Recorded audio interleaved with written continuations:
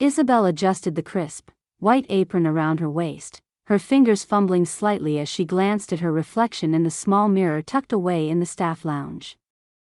She didn't belong here, not in this glittering, glass-walled paradise of privilege, but here she was. She took a deep breath and reminded herself why she'd taken the job. The pay was good, and she needed to rebuild her life. The elegant halls and manicured grounds of the Greenridge Golf Club were worlds away from her modest upbringing, but necessity didn't leave room for preferences. As she stepped into the bright lobby, the polished marble floors gleamed under the soft glow of chandeliers, and the faint hum of chatter from well-dressed members filled the air. Isabel smiled politely at the front desk clerk, who barely looked up from her computer, and made her way toward the utility closet. She hadn't been on the job more than an hour, and already she felt the weight of the club's unspoken rules. Blend in, stay invisible, and above all, don't disrupt the members' perfect world. Her first task was to tidy the equipment lockers. Isabel worked diligently, her movements efficient and careful, but her curiosity was piqued as she passed rows of meticulously organized golf clubs. Some were sleek and modern, others gleamed with custom designs. She paused in front of one particularly striking set, its golden finish catching the light just right. Admiring the craftsmanship, are we? A voice cut through the quiet. Isabel turned, startled, to find a man standing behind her. His sharp suit and perfectly coiffed hair made him seem more like a movie villain than a golfer. He exuded the kind of arrogance that only came with old money. Isabel forced a smile, unsure of how to respond. "They're quite impressive," she said softly, gesturing to the clubs.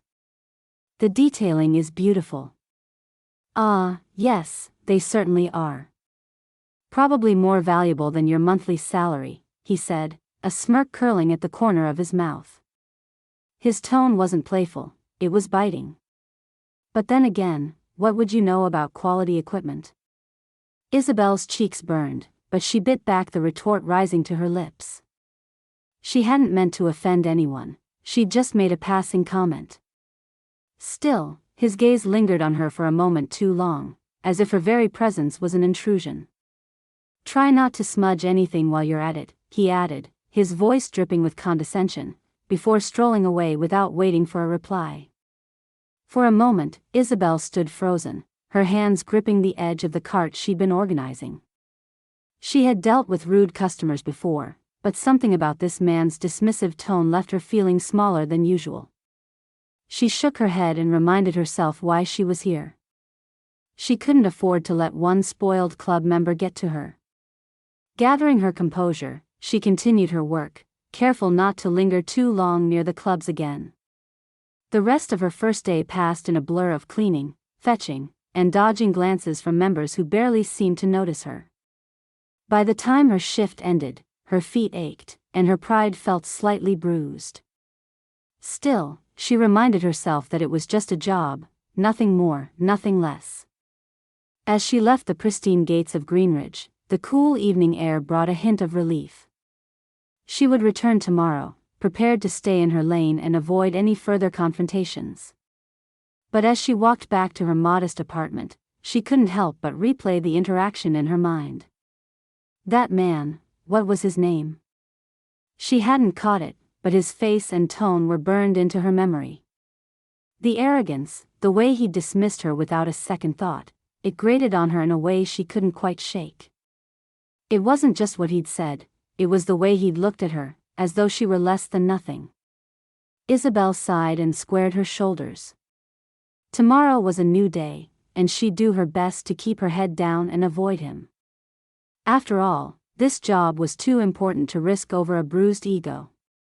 Still, a small part of her wished she'd had the courage to say something, anything, that would have wiped that smirk off his face. But courage, she reminded herself, was a luxury she couldn't afford right now. For now, survival was enough. Isabel arrived at the club early the next morning, her resolve firm but her stomach knotted with unease. She moved quickly, slipping through the staff entrance and into the break room to grab her cleaning supplies. The memory of the previous day's encounter still lingered, a bitter reminder of how easily she could be singled out in this pristine world of wealth and entitlement. But she couldn't dwell on it, she had work to do, and keeping her job was her only priority. The next few days followed a routine she tried hard to make uneventful. Isabel worked quietly, methodically, and made a point to avoid eye contact with the members. She navigated the halls and locker rooms with the precision of someone desperate to stay unnoticed. Her efforts, however, did not go entirely as planned. Mr. Hamilton seemed to have a radar for her presence. Every time she passed by, his sharp tone would cut through the air, loud enough for anyone nearby to hear. One morning, as Isabel polished the glass trophy case in the lounge, his voice interrupted her focus. Well, if it isn't our resident golf expert," he drawled. A small group of members chuckled, their attention drawn to his every word. "Careful with those trophies, they might be worth more than your entire wardrobe." Isabel's jaw tightened, but she kept her head down, focusing on the glass as though it held the secrets to the universe. She didn't dare look at him, though she could feel the heat of his gaze. Another time, she was replenishing towels in the women's locker room when she heard him call out from the corridor, his voice tinged with mockery. "Don't forget to dust the golf clubs. You might learn a thing or two about quality equipment." The laughter that followed stung more than his words. It wasn't just the humiliation, it was the reminder of how powerless she was to defend herself. The staff had a clear rule: avoid conflict with members at all costs. Isabel swallowed her pride, smiled faintly, and continued her work. But every comment, every smirk, chipped away at her resolve. On Thursday, while she cleaned the main dining area before the lunch rush, Mr. Hamilton and his entourage strolled in, their laughter echoing off the high ceilings. She kept her head down, hoping they wouldn't notice her, but his voice cut through the hum of conversation like a knife. "Careful there, Isabel," he said, his tone syrupy sweet but laced with cruelty. "Wouldn't want to break anything valuable. These tables are probably older than your entire career." She felt the color rise in her cheeks but forced herself to keep polishing the silverware. The other members chuckled, a few exchanging amused glances. Isabel gritted her teeth and silently repeated the mantra that had kept her going all week: "You need this job. You can't afford to make a scene." Still, the encounters left her drained. By the end of each day, her shoulders ached from tension, and her thoughts swirled with the things she wished she could say. At night, in the quiet of her small apartment, she replayed the moments in her head, imagining different outcomes, ones where she stood tall, met his gaze, and said something that silenced him once and for all. But in reality, she knew better. Confrontation wasn't an option. The other staff members noticed, of course. A few offered kind smiles or words of encouragement, but most simply avoided the subject. Mr. Hamilton's reputation as the club's untouchable elite preceded him, and no one wanted to risk his wrath. Isabel didn't blame them. She, too, had learned to tread carefully around him. By Friday, Isabel's patience was wearing thin. As she wiped down the bar counter that afternoon, she overheard a pair of members discussing the upcoming charity tournament. Their excitement was palpable, their voices animated as they speculated about the contenders and the festivities planned for the weekend. Isabel couldn't help but feel a pang of longing as she listened. Golf had once been her world, a part of her life she had locked away long ago. Now, even hearing about the tournament felt like a distant echo of something she could never reclaim. Lost in thought, she didn't notice Mr. Hamilton approaching until he was standing directly behind her. "Dreaming of the tournament, Isabel?" he said, his voice dripping with condescension. "I'd invite you to watch, but I'm not sure the spectators section is in your cleaning route." The group he was with erupted into laughter, and Isabel's face flushed. She straightened up and busied herself with her rag, determined not to give him the satisfaction of a reaction. But inside, her frustration simmered. She wanted to tell him off, to remind him that she wasn't some plaything for his amusement. Yet she remained silent, her expression carefully neutral. As the day wound down, Isabel allowed herself a moment of solace in the quiet utility room. She leaned against the counter, her hands gripping the edges as she tried to steady her breathing. She couldn't keep letting him get to her, not when she had come so far to rebuild her life. But as much as she tried to convince herself, the sting of his words lingered. For the first time, Isabel found herself questioning if this job was worth it. But then she thought of her rent, the bills piling up, and the uncertainty of finding another opportunity in a new town. With a deep breath, she pushed herself off the counter and resolved to make it through another day. After all, she reminded herself, the tournament would be over soon, and with any luck, Mr. Hamilton's attention would shift elsewhere. The Greenridge Golf Club buzzed with life, the annual charity tournament transforming the sprawling grounds into a lively festival of activity.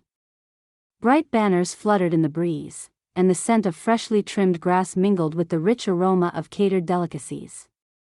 Isabel moved among the throngs of elegantly dressed patrons, her head down as she worked. Her task was simple: keep the event running smoothly, out of sight and out of mind. She'd been dreading this day all week but had reassured herself that if she stuck to the plan, stay invisible, it would pass without incident. The members had gathered near the main pavilion, where a makeshift stage had been set up for the tournament's opening ceremony. Isabel stayed at the edges, stacking chairs and tidying the area while trying to remain unnoticed. The sound of a microphone crackling to life silenced the crowd, and Isabel glanced up to see the club's president, Mr. Johnston, standing at the podium, his cheerful voice booming over the speakers. "Ladies and gentlemen, welcome to the 25th Annual Greenridge Charity Golf Tournament," he declared, earning a round of applause.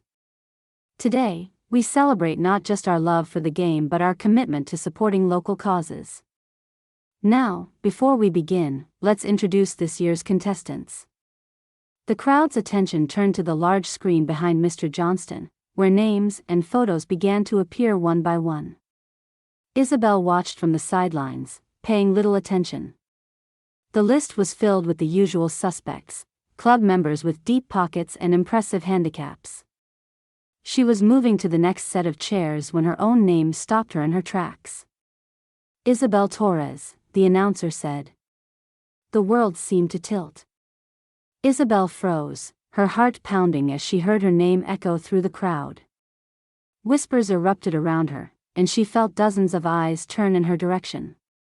Her breath caught in her throat, and she looked up just in time to see her name emblazoned on the screen, accompanied by a blank photo frame. Her hands instinctively gripped the back of the chair she'd been adjusting, steadying herself as confusion and dread surged through her. Isabel Torres. The voice was unmistakable, dripping with theatrical flair and unmistakable smugness. Mr. Hamilton strode onto the stage, his tailored suit and easy confidence commanding attention. He gestured toward Isabel with a sweeping motion, grinning like a man who just pulled off a masterful trick. "Now, don't be shy," he said, his voice carrying easily over the murmurs. "Isabel here has shown such an enthusiastic interest in golf since joining us at Greenridge. I thought it only fair to give her the opportunity to showcase her talents today." Laughter rippled through the crowd, but Isabel felt none of its warmth. She stood rooted to the spot, her face hot with humiliation as she processed what was happening. Hamilton's words weren't praise, they were a trap, a cruel joke designed to strip her of her dignity. She opened her mouth to speak, to protest, but the words wouldn't come. Instead, she watched helplessly as Mr. Hamilton continued his performance, soaking in the attention. "Of course," he added with a chuckle, "I understand Isabel might not have her own equipment. Don't worry, Isabel, I'll personally provide everything you need to play. Unless, of course, you brought your own clubs?" The crowd laughed again, louder this time, and Isabel felt her knees weaken. She wanted to disappear, to shrink into the earth and escape the sea of judgmental eyes. Her gaze darted to her boss, Mr. Carter, who had been standing near the pavilion. He hurried over, his face a mixture of concern and frustration. "I don't want to do this," Isabel whispered urgently as he approached. "Please, don't make me." Carter sighed, his eyes scanning the crowd. Isabel, I understand how you feel, but this is Hamilton we're talking about. He's a member, and a powerful one at that.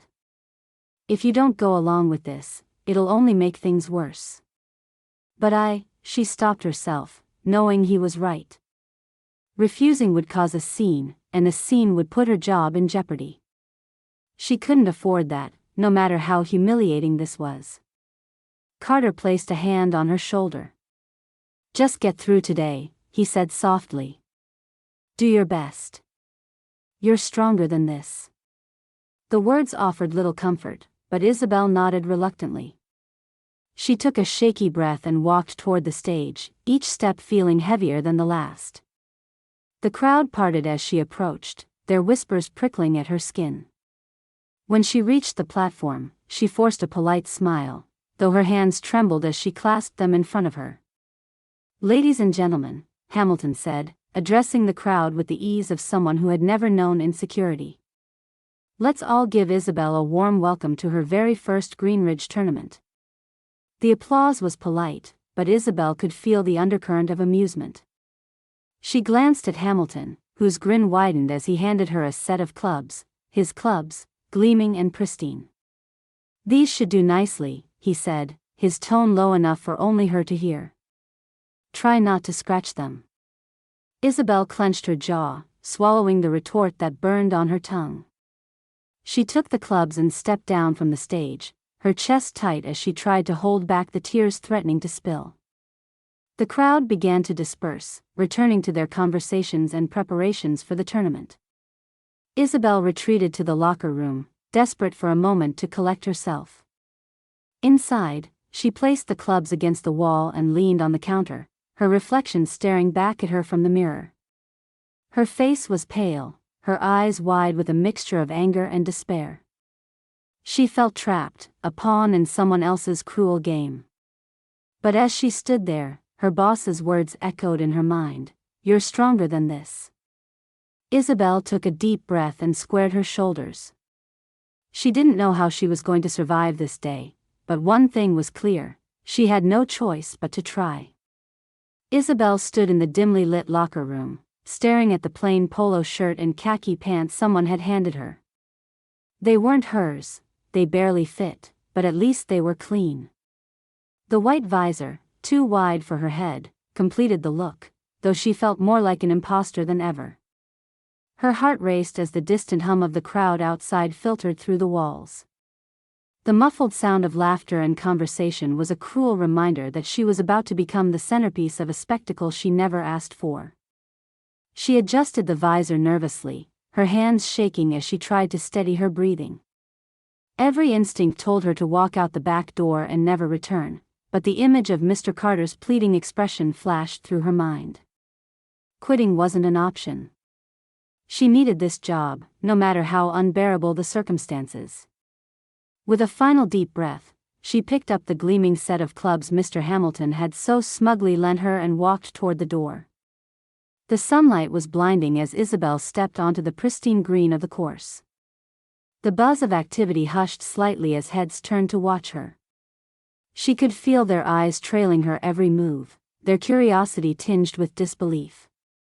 Her pulse quickened as she made her way to the first tee, each step feeling like 100. The borrowed clothes felt stiff, and the grip of the club in her hand was foreign, yet somehow familiar. Mr. Hamilton was already waiting, his self-assured smirk firmly in place as he adjusted his glove. "Ah, there she is," he called out, his voice dripping with mock warmth. "Ready to show us what all that enthusiasm was about?" The crowd chuckled, and Isabel felt her cheeks burn.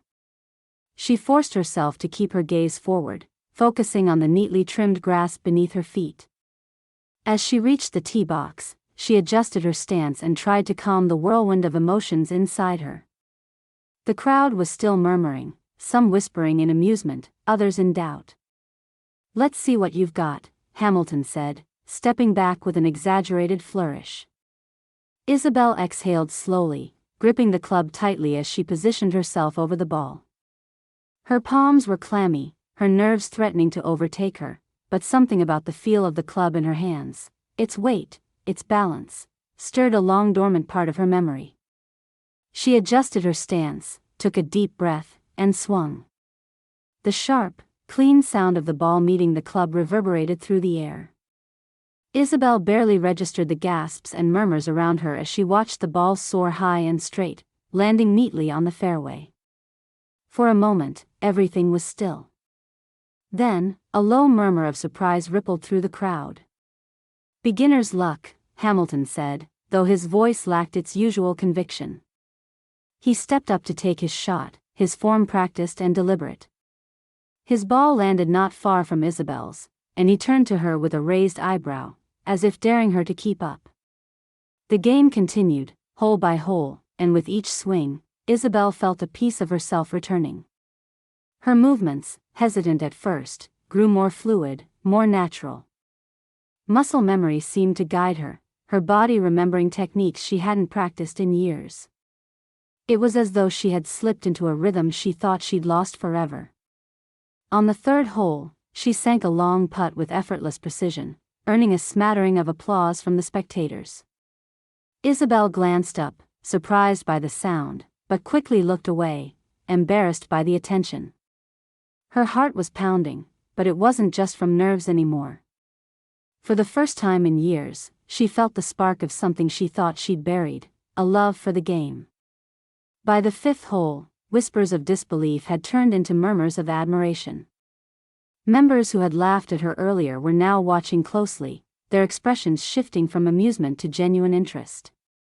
Isabel remained focused, determined to block out the noise and concentrate on her game.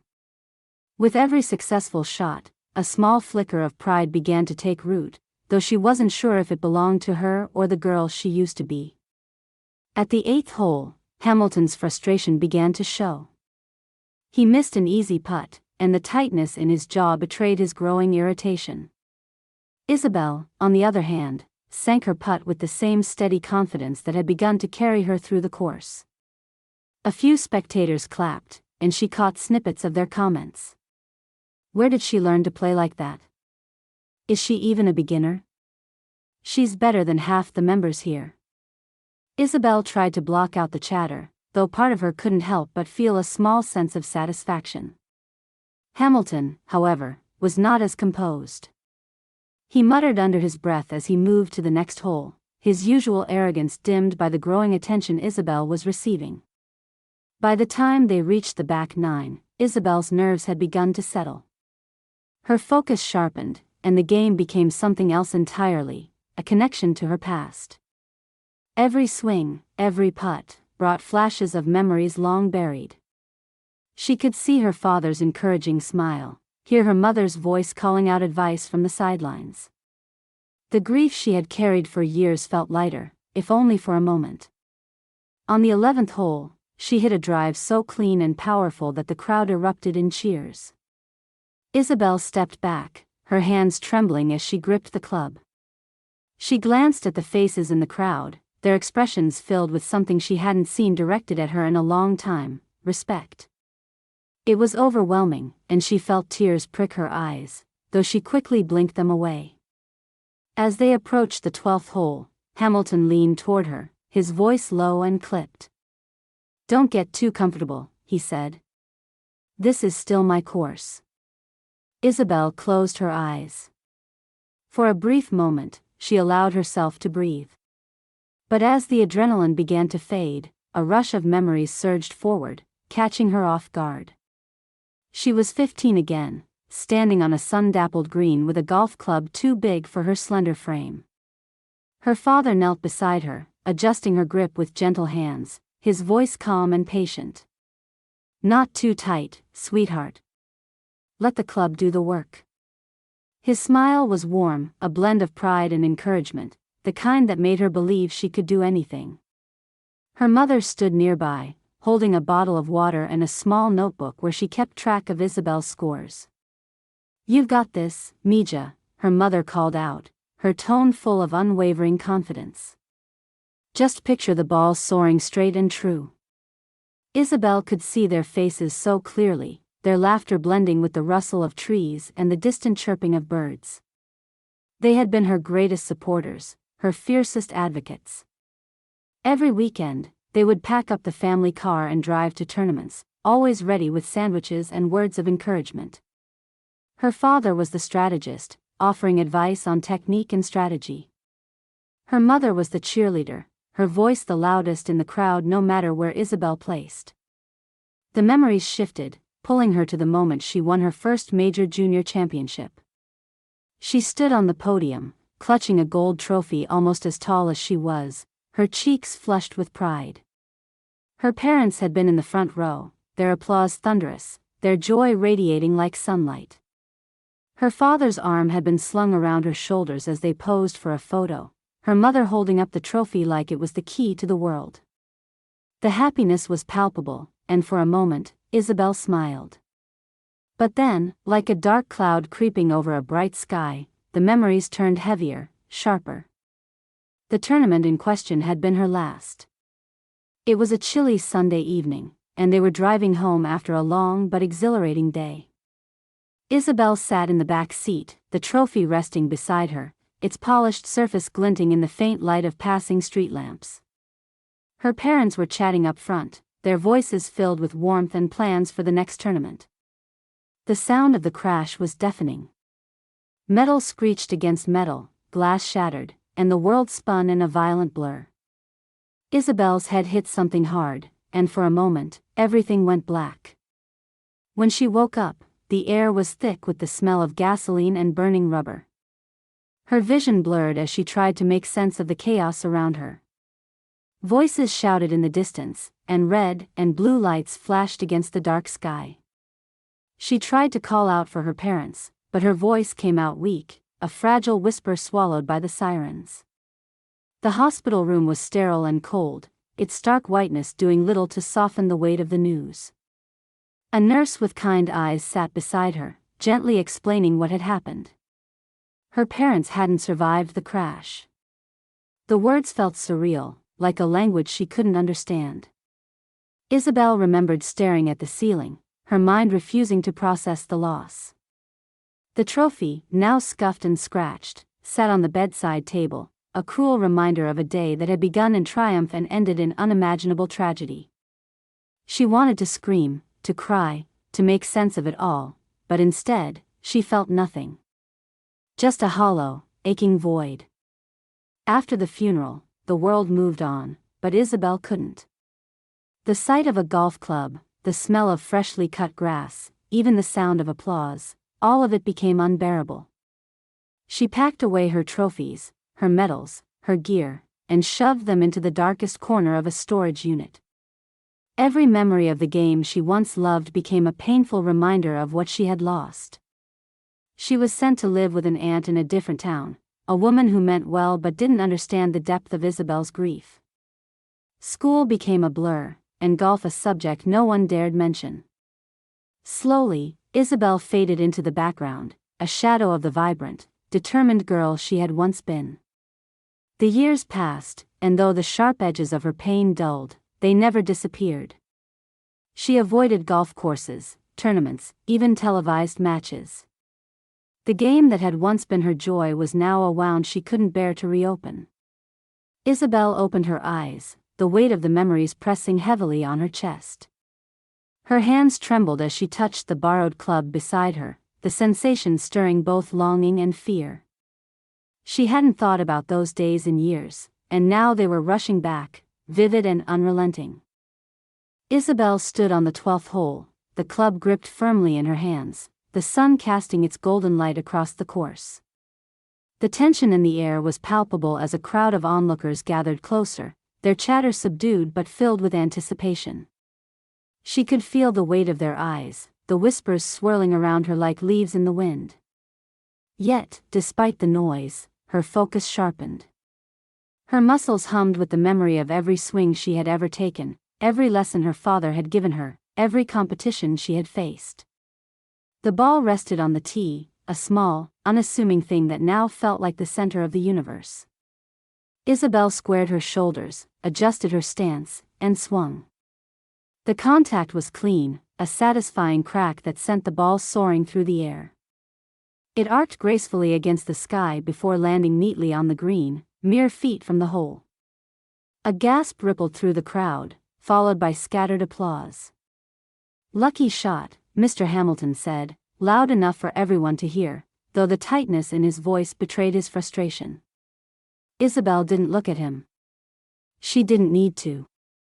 She could feel the shift in the atmosphere, the way the crowd was beginning to root for her.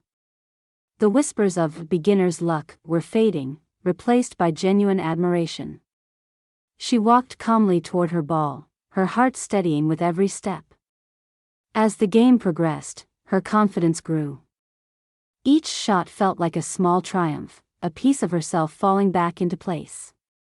On the 14th hole, she nailed a long putt that had even the caddies clapping. On the 16th, she avoided a tricky sand trap with a finesse that left the other players shaking their heads in disbelief. The applause grew louder, more frequent, as spectators began to drift from other parts of the course to watch her play. Isabel tried not to let it distract her, though a part of her couldn't help but feel a flicker of pride. Mr. Hamilton, however, was a different story. His demeanor grew more irritable with every hole. He muttered to himself after each of Isabel's successful shots, his smirk replaced by a clenched jaw and furrowed brow. By the 17th hole, his frustration was on full display when he sliced his drive into the rough, prompting a stifled laugh from one of the younger members in the crowd. Isabel caught the momentary flush of red on his face and felt a pang of satisfaction, though she quickly pushed it aside. On the final hole, the pressure was at its peak. The leaderboard displayed Isabel's surprising rise through the ranks. She was tied for third place, a position no one had expected her to achieve. The crowd around the 18th green was larger now, buzzing with excitement as they waited to see if the quiet housekeeper with no reputation could actually place in the tournament. Isabel stepped onto the tee box, her nerves threatening to creep in as she glanced at the crowd. She spotted Mr. Carter near the back, giving her a small, encouraging nod. Taking a deep breath, she steadied herself. She couldn't control the crowd, the whispers, or Mr. Hamilton's glares, but she could control this moment. Her swing was smooth and deliberate, the ball cutting through the air with precision. It landed on the fairway, perfectly positioned for an approach to the green. As she walked toward it, her steps felt lighter, more assured. The years of doubt and grief seemed to melt away with every stride, replaced by a quiet determination. Her second shot was just as steady, placing the ball within striking distance of the hole.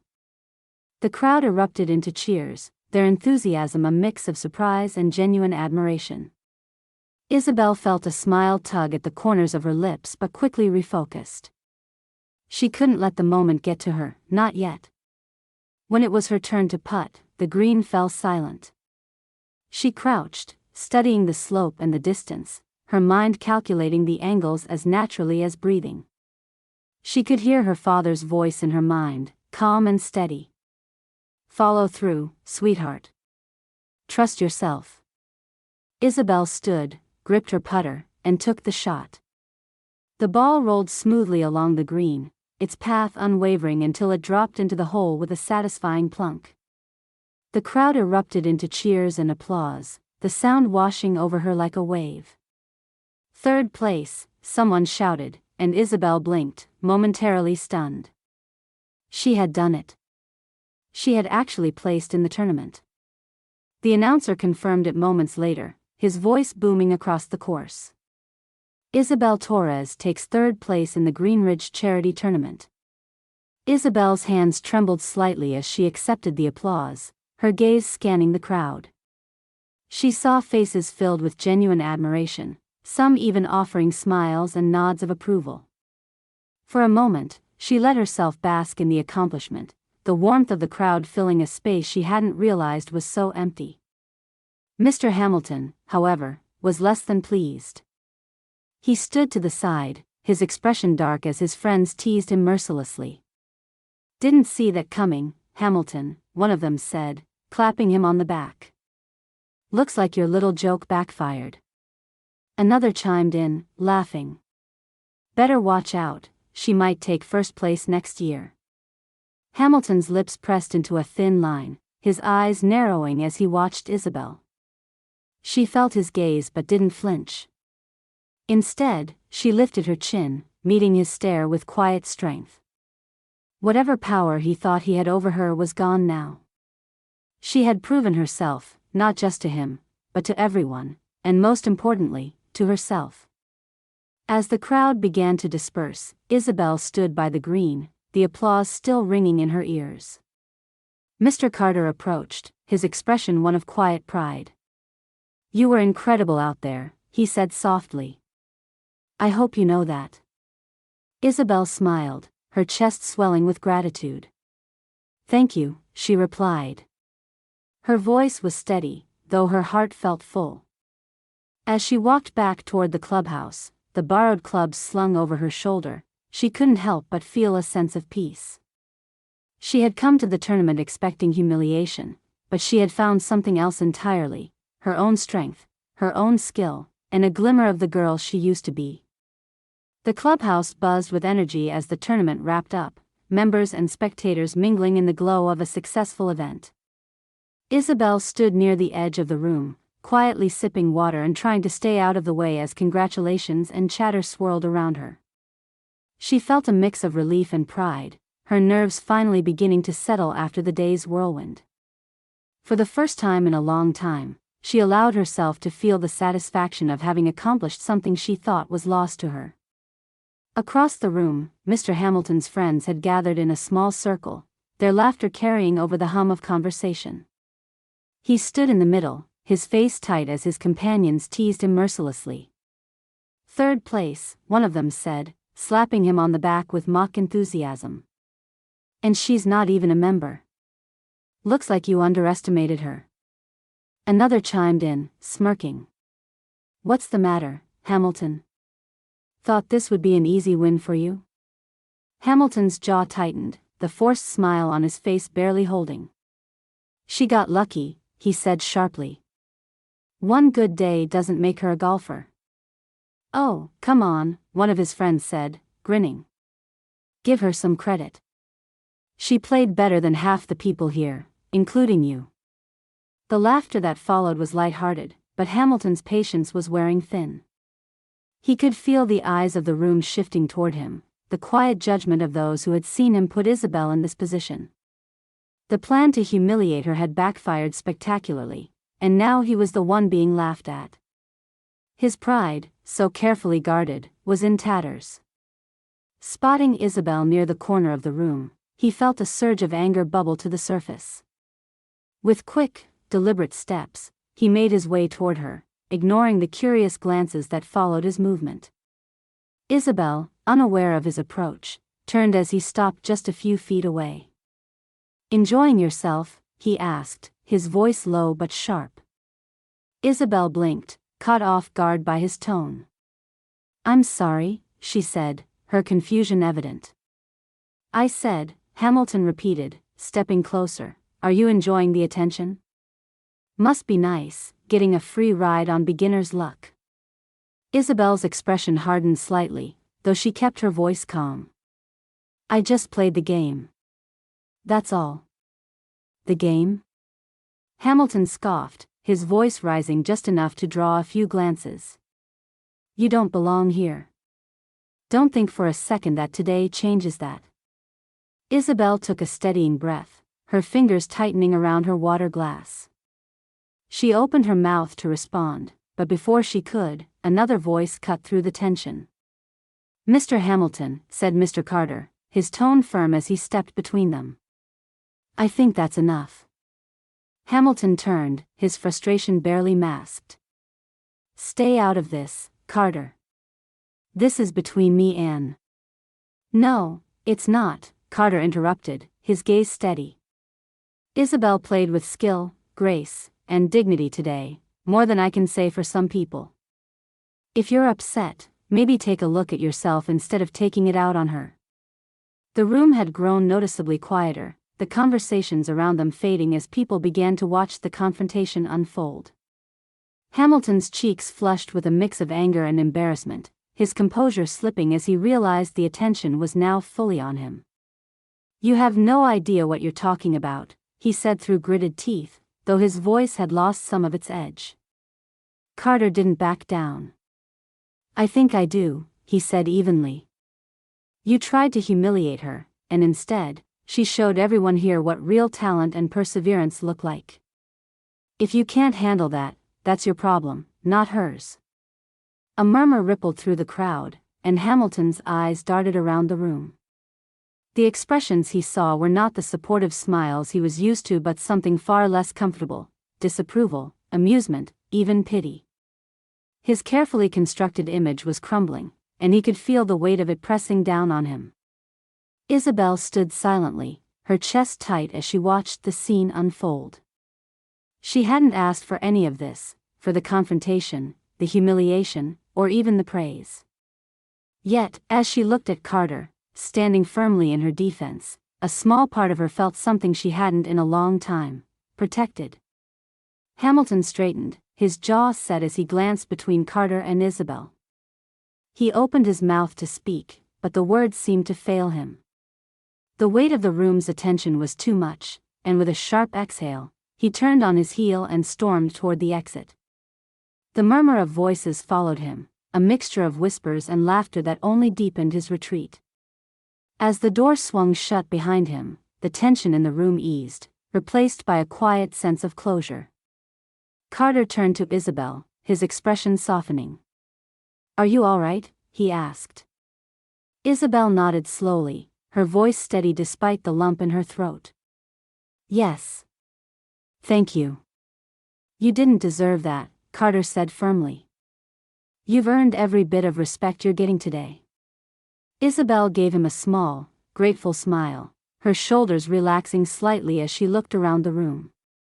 The faces that met her gaze weren't mocking or dismissive, they were warm, even admiring. For the first time since stepping onto the course, she felt like she truly belonged, if only for a moment. As the crowd began to disperse, Isabel allowed herself to breathe deeply. The confrontation had left her shaken, but it had also shown her something unexpected: she wasn't as alone as she thought. There were people who saw her, who valued her, not just for her skill but for who she was. And that realization, more than anything, gave her the strength to stand a little taller as the evening wore on. The Hamilton estate, a sprawling testament to old money and prestige, sat bathed in the soft light of evening. Inside, in a richly paneled study lined with shelves of leather-bound books, Edward Hamilton poured himself a glass of whiskey. His movements were measured, deliberate, but his expression betrayed the frustration simmering beneath his composed exterior. He placed the glass on his desk and leaned back in his chair, waiting. The sound of footsteps echoed through the hallway, and moments later, the door opened. Edward looked up to see his son, Daniel, stepping inside. Daniel's posture was confident as always, but Edward could see the faint tension in his shoulders, the lingering flush of embarrassment on his face. "You wanted to see me?" Daniel said, his tone carefully neutral. Edward gestured toward the chair opposite him. "Sit." Daniel hesitated but complied, his movements less self-assured than usual. He leaned back in the chair, crossing his legs casually, though his father's piercing gaze made it clear this was not a casual meeting. "I heard about today," Edward began, his voice calm but firm. "Quite the scene, from what I've been told." Daniel's jaw tightened, but he didn't respond immediately. Instead, he looked away, his eyes tracing the pattern of the Persian rug beneath his feet. "It's been blown out of proportion," he said finally. "People love to talk." Edward leaned forward, resting his forearms on the desk. "From what I understand, you went out of your way to humiliate a member of the staff. Is that accurate?" Daniel bristled at the word. "She's not just staff," he said defensively. "She was trying to." "To what?" Edward interrupted, his tone sharper now. "Do her job. Play in a tournament you forced her into. And then, from what I hear, she outperformed nearly everyone, including you." Daniel's cheeks flushed, and he looked away again, the words hitting harder than he wanted to admit. "She got lucky," he muttered. "It's not as if she belongs there." Edward's eyes narrowed, his usually calm demeanor hardening. "Daniel, do you hear yourself? You sound like a petulant child who didn't get his way." "I was just," Daniel began, but Edward held up a hand to stop him. "You were just what?" "Embarrassed? Upset that someone you deemed unworthy had the audacity to be better than you?" Edward's voice was steady but carried a weight that left no room for argument. This club, this family name, was built on respect and fairness. I will not have you tarnish either because of your own insecurities. Daniel's mouth opened as if to protest, but no words came. He leaned back in the chair, crossing his arms defensively. "She shouldn't even have been playing," he said finally, though his tone lacked conviction. Edward shook his head, his disappointment evident. "She played because you put her in that position. And instead of admitting you were wrong, you doubled down, trying to belittle her at every turn. Do you know how that reflects on you? On us?" Daniel's silence was answer enough. Edward stood, walking to the large window that overlooked the perfectly manicured gardens. He took a sip of his whiskey before turning back to face his son. "You've spent your life surrounded by privilege, Daniel. Everything has been handed to you, and yet you act as though the world owes you more. It's time you learn that respect is not given because of wealth or status. It's earned." The words landed heavily, and for the first time, Daniel felt a flicker of shame. He shifted uncomfortably in his seat, the weight of his father's disappointment pressing down on him. "You've jeopardized your standing at the club," Edward continued. "And worse, you've made it clear to everyone there that you lack the character I've always tried to instill in you. That ends now." Daniel looked up, the defiance in his eyes giving way to something more vulnerable. "What do you want me to do?" he asked quietly. Edward's gaze softened slightly, though his tone remained firm. "Make it right. Apologize to her. Publicly. And mean it." Daniel's stomach churned at the thought, but he nodded slowly. He couldn't argue with his father, not when the truth of his words was so painfully clear. "And Daniel," Edward added, his voice softer now, "remember that humility is not a weakness. It's a strength. Learn from this, or you'll find yourself alone in a world that no amount of money can shield you from." As Edward returned to his desk, Daniel sat in silence, the gravity of the conversation settling over him. He had spent his life chasing admiration, validation, but in doing so, he had ignored the values that truly mattered. He had never considered how his actions might affect others, until now. When Daniel finally left the study, the weight of his father's words lingered. He walked through the quiet halls of the estate, his mind a whirlwind of thoughts. The image of Isabel's calm determination on the course flashed in his mind, followed by the looks of disapproval from the crowd as he had stormed off. For the first time, he truly saw himself as they must have seen him, arrogant, petty, and small. The shame was a bitter pill to swallow, but it brought with it a glimmer of clarity. He had been wrong, about Isabel, about the game, about himself. And if he wanted to move forward, he needed to face that truth, no matter how uncomfortable it might be. The sun was just beginning to rise over the Greenridge Golf Club, casting a soft golden glow on the dew-kissed grass. Isabel arrived early, the crisp morning air offering a welcome calm after the whirlwind of the previous day. She still couldn't quite process everything that had happened. Third place. The applause. The way people had looked at her, not with pity or disdain, but with genuine respect. She clung to those moments, afraid they might fade like a fleeting dream. As she made her way to the staff room, she was startled to see Mr. Hamilton standing near the clubhouse entrance. He was alone, his usual polished demeanor replaced by something more subdued. For a moment, Isabel considered walking the long way around to avoid him, but before she could decide, he caught sight of her. "Isabel," he called out, his voice lacking its usual sharpness. There was no trace of mockery, no smug undertone. Instead, he sounded hesitant, almost uncertain. She stopped, gripping the strap of her bag tightly. Mr. Hamilton, she replied cautiously. He stepped closer, his hands in his pockets, his posture unusually humble. I owe you an apology, he said, his voice steady but quiet. For everything. Isabel blinked, unsure if she'd heard him correctly. This was the last thing she expected. I was out of line, he continued. More than that, I was cruel. I used my position here to humiliate you, and it was wrong. You didn't deserve that. You've shown more strength and grace than I could ever hope to, and I'm truly sorry. The sincerity in his tone caught her off guard. Isabel studied his face, searching for any hint of sarcasm or insincerity, but found none.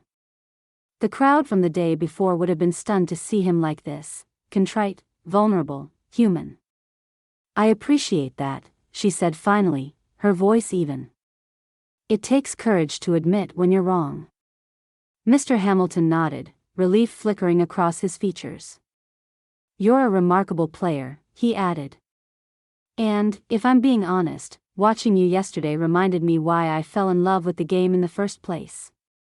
Before Isabel could respond, the club president, Mr. Johnston, appeared at the top of the clubhouse steps. He greeted them both with a warm smile, though his attention was clearly on Isabel. Isabel, he said, motioning for her to join him. Could I have a word? Isabel glanced at Mr. Hamilton, who gave her a small nod, then followed Mr. Johnston up the steps. Inside the office, the president gestured for her to sit, his expression thoughtful but kind. I want to start by congratulating you, he said. Your performance yesterday was nothing short of extraordinary. But more than that, the way you carried yourself, under pressure, in the face of adversity, it was inspiring. Isabel felt her cheeks warm at the praise but managed a polite smile. Thank you, she said softly. Mr. Johnston leaned forward, resting his hands on the desk. We've been looking to revamp our junior golf program, he said. We want someone who not only knows the game but can inspire the next generation. Someone with heart, resilience, and passion. Watching you yesterday, it became clear to me that you're exactly who we need. Isabel's breath caught in her throat. Are you offering me a position? She asked, hardly daring to believe it. Yes, he said, his smile widening. Golf tutor for the junior members. You'd be working directly with them, helping to develop their skills and their love for the game. Isabel's mind raced. The thought of stepping back into the world of golf, not as a competitor but as a mentor, was both terrifying and exhilarating. For years, she'd buried her connection to the sport, convinced it was too painful to revisit. Yet here was an opportunity to not only embrace it again but to share it with others. I don't know what to say, she admitted, her voice trembling slightly. Say yes, Mr. Johnston said with a grin. We'd be lucky to have you. Isabel hesitated for only a moment before nodding. Yes, she said, a tentative smile breaking across her face. I'd love to. As she left the office, her heart felt lighter than it had in years. The weight she'd carried, the grief, the doubt, the fear, seemed to lift with every step. She made her way back outside, where Mr. Hamilton was still waiting. Well? He asked, his curiosity evident. Isabel looked at him, her smile growing. I'm going to be the new golf tutor, she said, the words feeling strange and wonderful on her tongue. For a moment, Mr. Hamilton looked genuinely happy for her. You'll be great, he said simply. They walked together toward the course, the silence between them comfortable rather than strained. As they reached the edge of the green, Isabel turned to him, her expression thoughtful. Do you know why I stopped playing? She asked, her voice quieter now. Mr. Hamilton shook his head. I assumed it was a choice. It wasn't, Isabel said, her gaze distant. My parents died in a car accident after a tournament. I was just a kid, and golf was everything to me. But after they were gone, I couldn't face it. It hurt too much. He didn't interrupt, letting her continue. For years, I thought I'd lost that part of myself, she said. But yesterday reminded me that it's still there. That maybe I can love the game again, without losing myself to it. Mr. Hamilton looked at her with something close to admiration. That kind of strength, he said, is what makes you extraordinary. Isabel met his gaze, and for the first time, she saw no arrogance, no pretense, just sincerity. She smiled softly. Thank you, she said. As the morning unfolded, the clubhouse grew livelier, but Isabel felt a quiet sense of peace. She had rediscovered something she thought she'd lost forever, and with it came a new sense of purpose. She didn't know what the future held, but for the first time in years, she felt ready to face it. The course stretched out before her, not as a reminder of the past but as a promise of what could be.